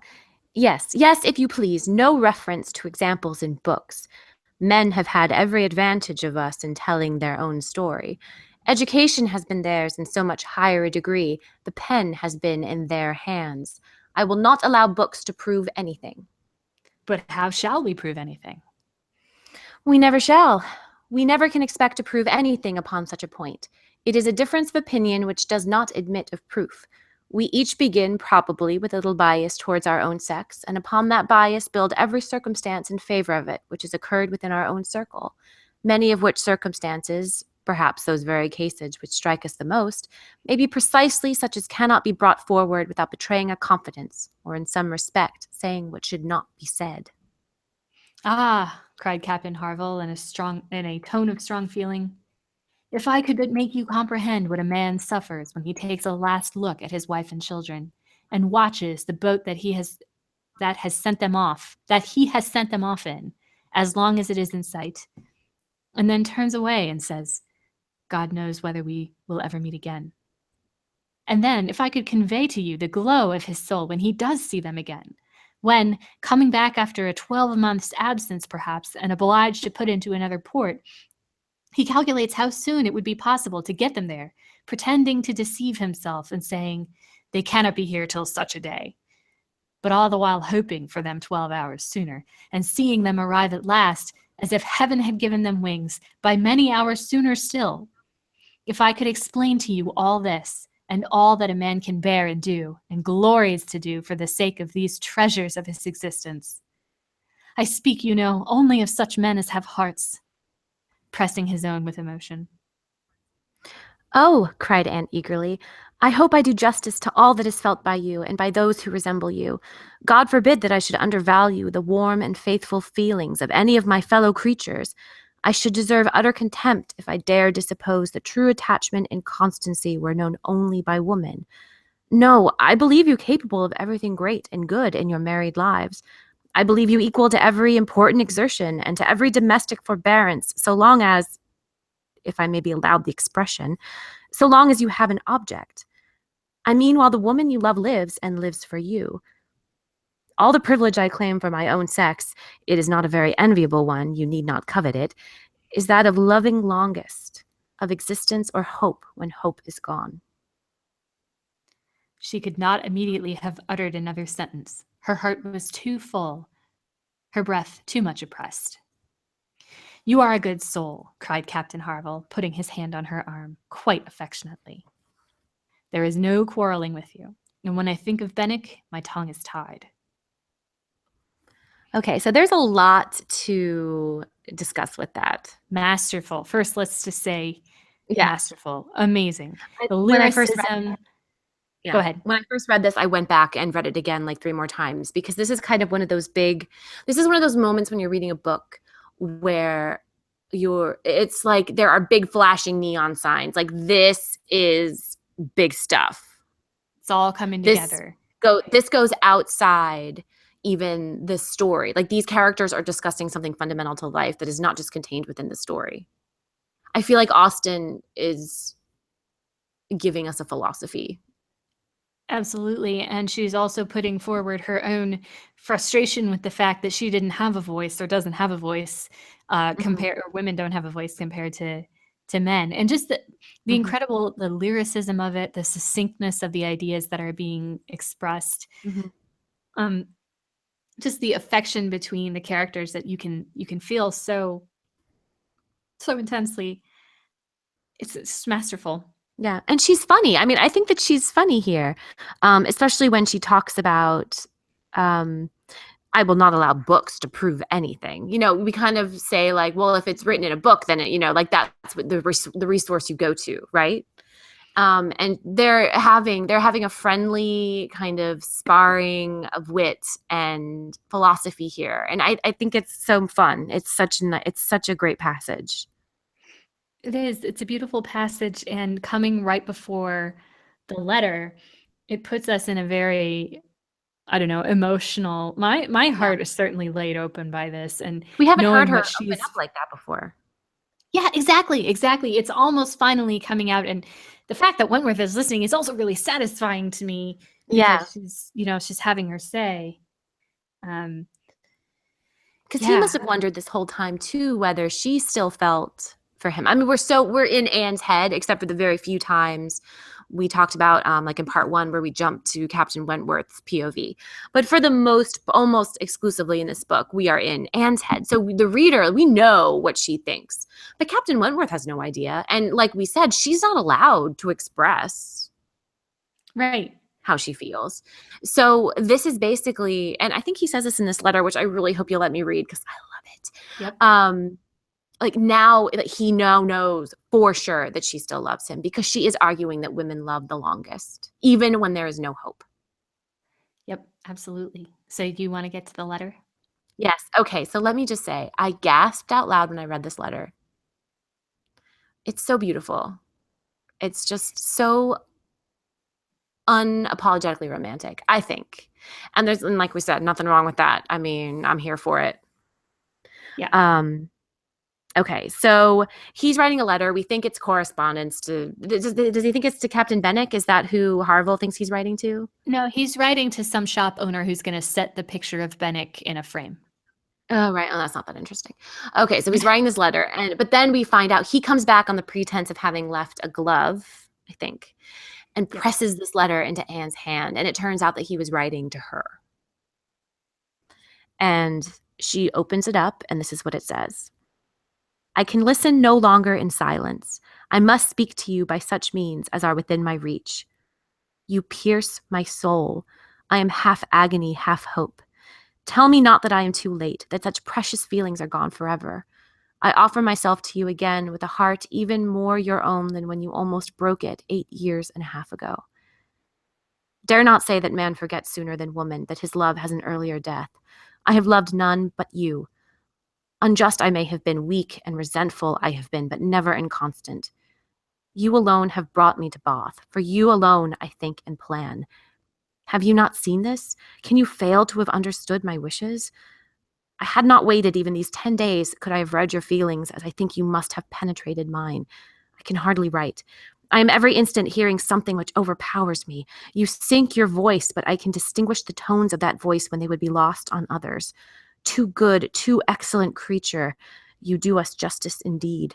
You do believe that there is true attachment and constancy among men. Believe it to be most fervent, most undeviating in F.W. I must go uncertain of my fate, but I shall return hither or follow your party as soon as possible.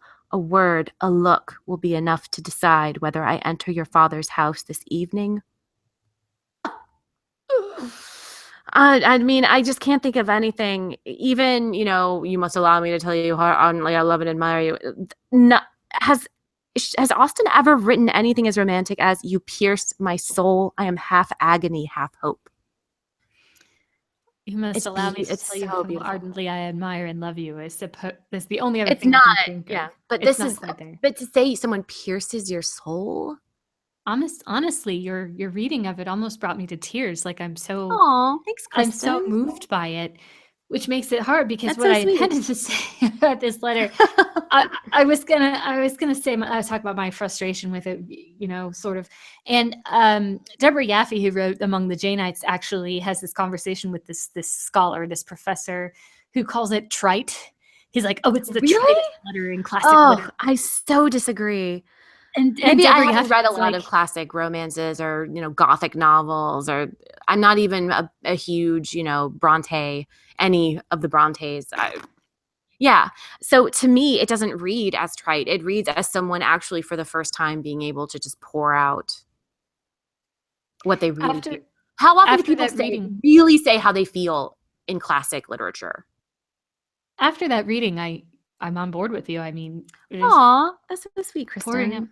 No, it was amazing. It was amazing, and you're right. He was pouring out his heart and soul, and maybe I just never had it. Maybe no one ever just like read it for me, like the way it was Mhm. meant to be communicated. Because honestly, if I got a letter where some guy was like, "You pierced my soul," I would be like, "Come on!" But this is now, not then, and Right, but these are even I mean, if it very was just some, sensitive like, people. These are very sensitive people yeah. with a lot to express and a lot of agony going on, and I get it. But it's also if it okay, let me just say that if it was just some, like, like you were in college and your boyfriend wrote you a letter like this, it would seem ridiculous. But I mean, we're talking, and this is kind of, you have to think of it in the context of part one, right? Think of how much heartache and pain and regret there's been, and from on both of their sides, for both of them. They both had their hearts. It's been 8 years. And then to just finally get the chance to just say, I love you now as I always have. And the part that I really, kind of what we were talking about how they just can't communicate, the part where he says, for you alone, I think and plan. Have you not seen this? Can you fail to have understood my wishes? I had not waited even these 10 days. Could I have read your feelings as I think you must have penetrated mine? I mean, they can't talk to each other. So there's the whole book is like, does he still love her? Does he know that she still loves him? And he kind of even full out says, like, did you know? I didn't know. I just found out, it's just, I don't know. I thought it was so romantic and beautiful when I was reading it, but Well, I'm just a big really. goober. I'm a big romantic at heart. So. Well, no, you're not. I mean, you're not. I think you've more than proved your point. Honestly, with me, like, I'm on board. I mean, I'm on board now. I mean, like, I'm so like totally agog at that. But and I feel bad because I was gonna talk about my frustration. Maybe I'm not. Maybe I shy away or shrink away from romance as being Hmm. almost too on the nose or too much to process, like too much. It's like just overwhelming for me to process to have somebody be that honest. Like, Hmm. I don't know.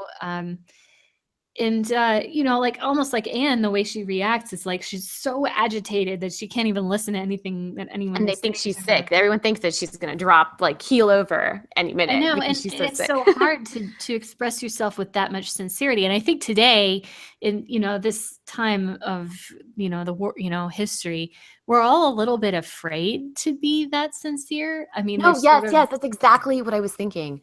Um, it's sort of an the ironic courage. Okay, so we detachment. talk about courage, like on the battlefield, and courage to stand up to bullies and things like that. But think about how much courage it takes to admit to someone that you love them like that. Because I mean, I couldn't even ask someone out for like years and years and years because I was so afraid of rejection. And to just lay your heart to someone who had, from your perspective, broken it once before, to lay your heart out bare like that in that letter, I think is such an amazing act of bravery, because Yeah. he did not know that she would say yes. He says, give me a look, let me know if you're on board or not, and like I'll go away for forever. It's by no means 100% certain that she would accept him again. He doesn't know. Right. But and I think it says a lot. I mean, and again, I was going to say I think it says a lot that he's the one to admit it first, but then again, she's not really allowed to admit it first. Yeah, right. It would be inappropriate for her as a woman to admit Yeah, it she can't write first. him a letter and be like, I still love you. Do you love me? Check yes or no. I mean, you just can't do that. You suffer in silence. He's the one with the power to say, let's do this thing. Like, will you marry me? It's not like she could, what? Check No, yes or no. that's just really funny. Check yes or no. Like, that's This hysterical. beautiful romantic letter. And then the response is like, do you still like me? Check yes or no. Let me check yes or no.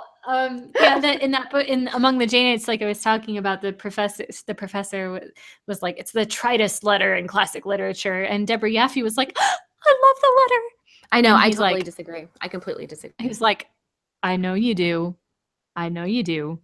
You got to get over that, because Nope. it's the battle for Austen, right? It's the battle for the Yep. heart and soul of Austen. Is, can we think it's romantic, or do we have to think of it, you know, as an academics? And you know, the answer's got to be somewhere in between. But yeah, I mean, why can't the reader just think? I mean, this is us. The whole thesis of our podcast is the people who think that it's just romance are wrong. right. But I mean, why can't the reader enjoy the parts they enjoy? I mean, that's the thing about Austen. It's not one thing. Yeah, you're right. You're right. And maybe I like biting social commentary and satire and romance. And you know what? I got it all. So, well, I shy away, I shrink away. It's almost too much. And that's why I like that she doesn't write a whole lot of over-the-top proposal scenes, is I shrink away from this kind of honesty of feelings pouring out. And I've been unfair to it. And honestly, the line, you pierce my soul, which is what you gasped at, is the line that I have the hardest time swallowing. Because I don't know. What does that even mean? Here's what I think. Because it's coming from this character.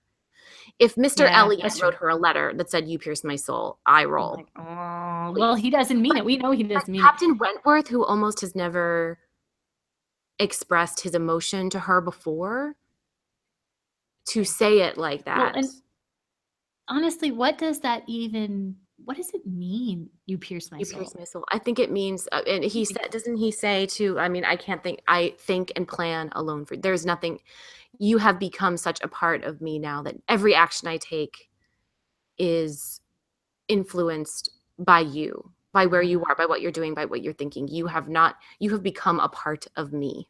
I see. But not like a creepy Frankenstein, you've been sewed onto me, but just every action I take is informed by you. Wow, that's really romantic. I think it's super romantic. I thought it was really beautiful. I think that there's, I don't know, I so enjoyed the romance of this book. We talked about that in part 1. I just thought it was so, it starts off tragic and ends happily. And how often does that happen? Usually it's the other way around, right? Hello, Shakespeare. A couple falls in love, you're invested, and then it goes horribly wrong and ends with tragedy. But this is the opposite. Yeah. Well, too, I did read this letter to Kevin when I was talking about my own, and, you know, shrinking away from it and being like, oh, I roll, because I can't be sincere. We can't be sincere. It's too sincere for 2017. Mm-hmm. But that's a good point. Sincerity is no longer not in vogue. Culturally valued. So hard as much for me. One of the reasons it's been so hard for me to do like Indivisible and all this like activism stuff is that it's really hard to call your senator and be like, I have an honest opinion, sincere opinion to express, and I'm very passionate, and it feels dorky. I went down to the Boise airport with my sign for the refugees after the travel ban and said, you know, history is watching. And I was like, yeah, and we were chanting. I felt like the biggest goober. Oh man, it was so hard to be so sincere about it. But I was like, you know, these people are like trapped in limbo in Ethiopia. I can feel like a goober for 2 hours for them. Yeah. But it was so hard. I mean, it's so hard.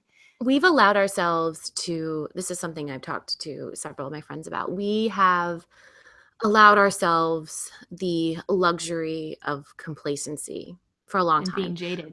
Too jaded to try. Yeah, like put things on social media and like rail, but it's like the time for that is over. Like you got to actually go out there.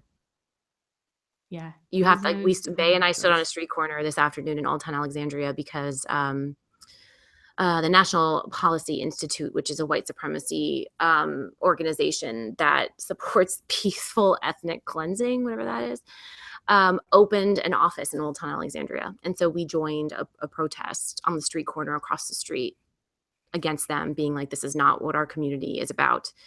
And I just find it empowering. I mean, at the end of the day, we can't just like sit here and just talk amongst ourselves about it. You have to put action and, not to be like, and that is just like what Captain Wentworth does. But you have to put your money where your mouth is at some point. And he's not afraid to do that. But it's hard. Like you said, it's really hard. I have a first experience with how hard it is. It is hard. And when I was at the Women's March in DC, when people were chanting and stuff, I'm like, I'm not a chanter. It's kind of like line dancing. If everyone's doing it, I feel like a dork, But you have to find that sincere pumpkin patch and just hope that it's do you like that Peanuts reference there? I had never seen that. The Great Pumpkin.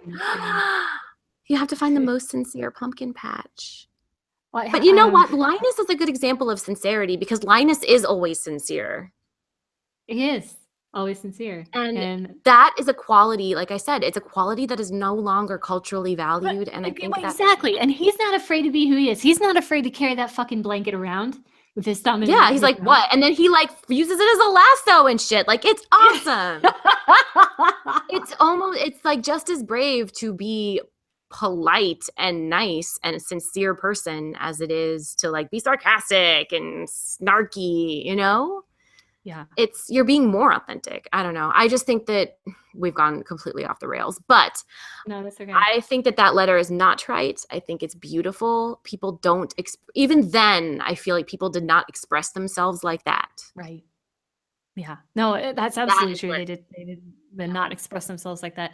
Well, I feel bad. I read it to Kevin because I was trying to process it. And I said to him, I was like, you pierce my soul. What does that even mean? And it's been funny. You know how people in long-term relationships or long-term couples, you just say stuff to amuse each other. You're just saying all this crazy weirdo stuff, like goofy stuff to it, just amuse each other. And Kevin and I are always referencing each other's metaphorical cheese. So like, I'm going to squeeze your cheese. No, I'm going to squeeze your cheese. You stay away from my cheese.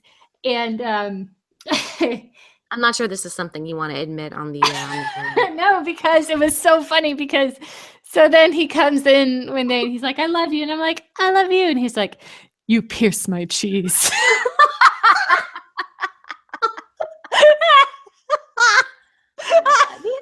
I know I keep saying this, but Kristen, we got to get Kevin back on the podcast. Come on.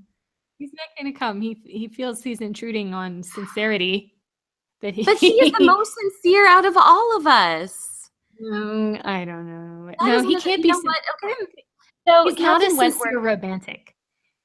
That's true. Okay, so that's fair. Captain Wentworth, if it was modern day, he would like write songs in his room alone at night that he'd never show to anyone. Right?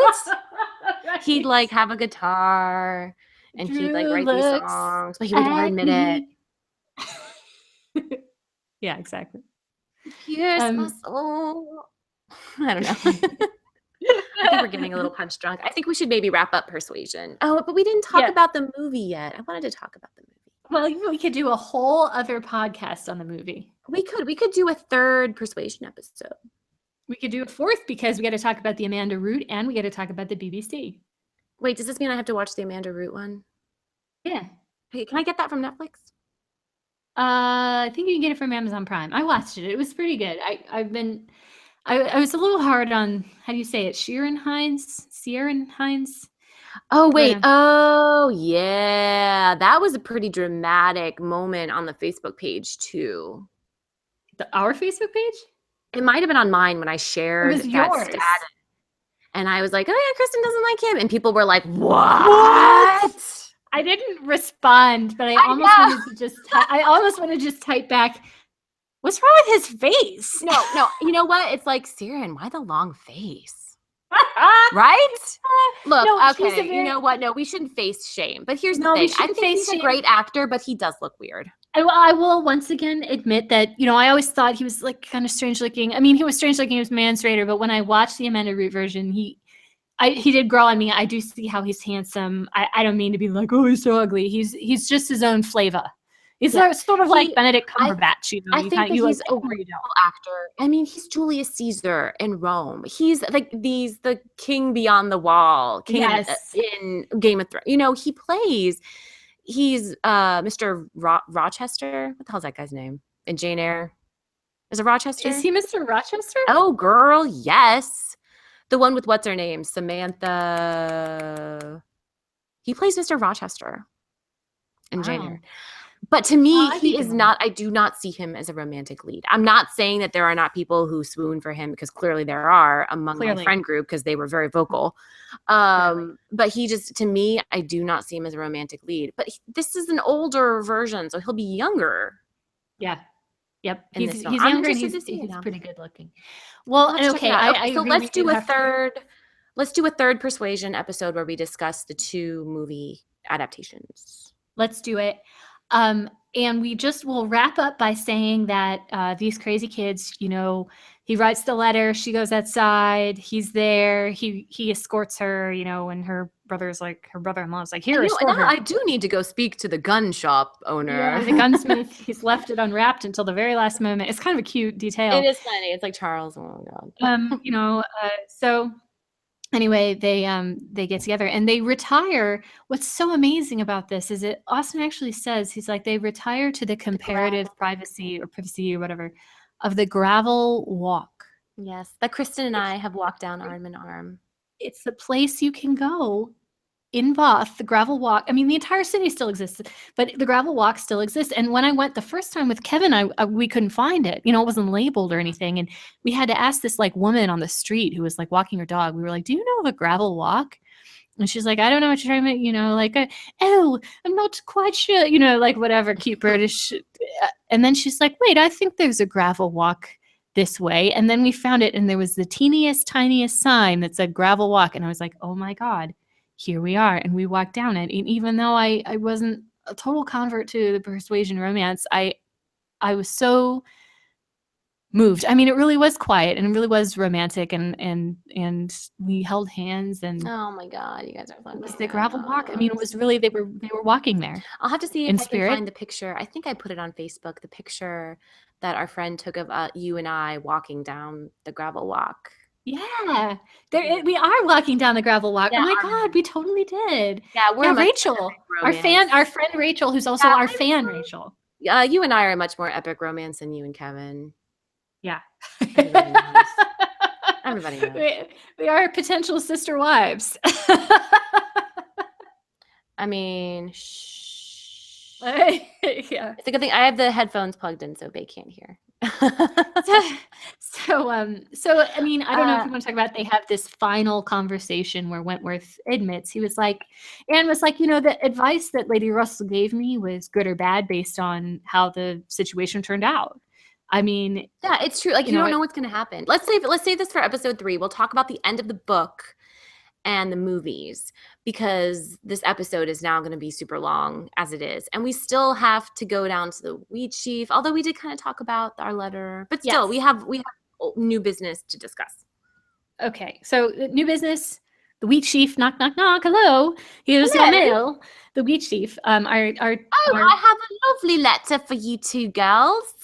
That's right. Our fan. That was awful. I'm sorry. Louise had mentioned that, you were sort of like Cockney. It was awful. Sort of like, how about here's your letter, ladies? Thank you very much for coming to the Wheat Sheaf. Hello, Governor. Oh, Lord. It's like a little Dick Van Dyke and Mary Poppins-ish. Yeah. Step in time. Anyway, so, our friend Louise, who said she's been waiting to email us till she, you know, felt it was the right time. You know, she said, you know, very politely, she's like, oh, Kristen, you know, politely disagree, you know, this is, you know, Wentworth, you know, was understandable, and give him a shot, consider. And, you know, I forwarded it to Maggie, and Maggie read it, and it was so politely put. And Maggie wrote back, and Maggie said, well, it sounds like she's agreeing with you, but she's actually agreeing with me. Yeah, that's true. And just a note, Louise, you don't have to wait until you feel strongly about something to email us. You can just email us anytime. It's cool. We like hearing from you guys. Yeah. Well, I mean, what else are we doing? Yeah. So thank you for your letter. Other new business. Hopefully, I can edit it out. My new dog was barking. She's a Shih Kristen Tzu. got a dog. Her name is Suki, and she's a Her Shih name is Tzu. Suki. So And then, of course, I was like Suki True Blood Suki, which then would be like Suki, or Suki Gilmore Girls Suki, but it's really none of the above. is that how you pronounce it, Suki or Suki?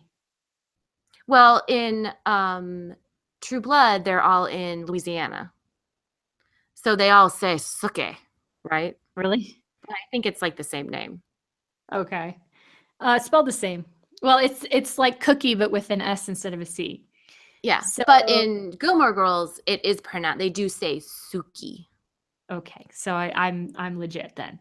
You are legit, and it's Melissa McCarthy who plays Suki. So you know. Yeah. Well, her name was Susie when I got her from the shelter. We drove down to Pocatello. We got can a all flat agree that tire. it It was very dramatic. Apologies to anyone named Susie in our listening audience. What's that? I said that name is stupid. No. I had a Shih Tzu named Susie in high school, college area age. I mean, she lived at home, but she was my Are you dog. serious? What are the Yeah, chances and of that? I was like, I mean, she was like the best dog, and I was like, it would be Aw. disrespectful for the memory of my Susie to have another Susie who looked so similar to my first Susie because she's also black and white Shih Tzu. So I was like, I'll change her name to Suki. It sounds similar to Susie. She won't be too confused. And That Suki's is a a really cute really name. weird coincidence. Oh, this dog is Yeah. adorable. We gotta post a picture of your dog. Can we post a picture of the Okay. dog? Unless you think people would be pissed off, because I don't want to. I mean, I know it's an Austin related Facebook page. I mean, we could put an Austin quote or something like "You pierced my soul." First of all, I mean, it's our Facebook page, so I don't really care. Second of all, I think people like to see little things about. I think people like to hear about us, and I think people like seeing puppy pictures, right? Yeah, everybody. I got more likes on that photo than I got, I think, on my 10th anniversary post. Kristen, we are living in the dark timeline. If we can post a picture of a cute dog, we got to do it. People, that's what the public wants. Yep. So I don't think there's any problem with we have a Jane Austen podcast, but we are also, are we not human? That's do right. we not want to see puppy pictures? Do we not bleed? If you pierce our soul, do we not bleed? I was drinking Gnarly Head, the Old Vine Zen. I like Gnarly Head. I like it almost as much as the Apothic Red. No, you guys, I had the worst wine. Oh my God. So my birthday party, as promised, I got a box of wine and I got a Moscato, which is usually pretty good. This was so sweet. They're sweet. And I had to finish off the box because people were like, oh, this wine's terrible. And then I felt bad.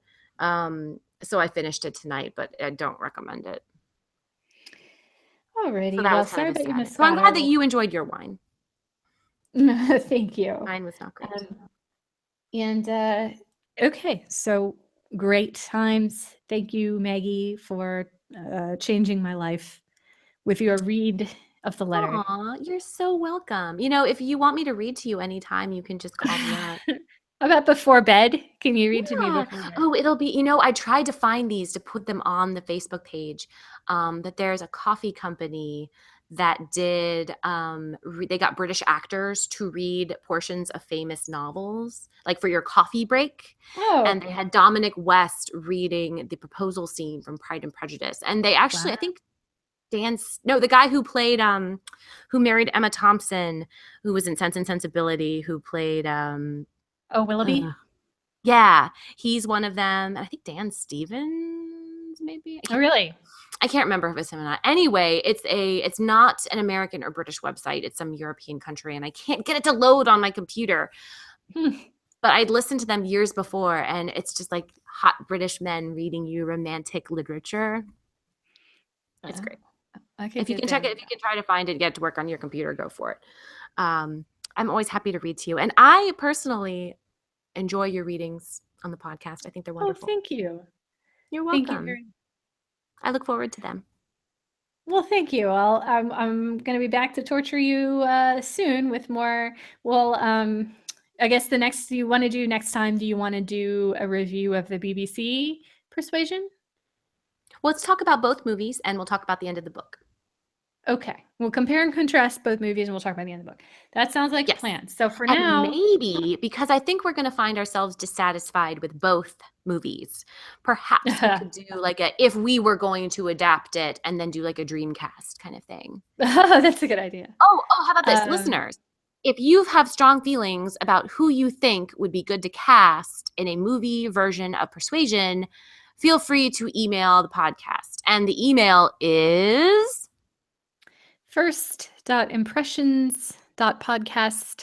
first.impressions.podcast@gmail.com. great. Okay, so on that note, Excellent. On that note, all right. Thanks, guys, for listening. We'll talk to you next time. bye, everyone. Bye.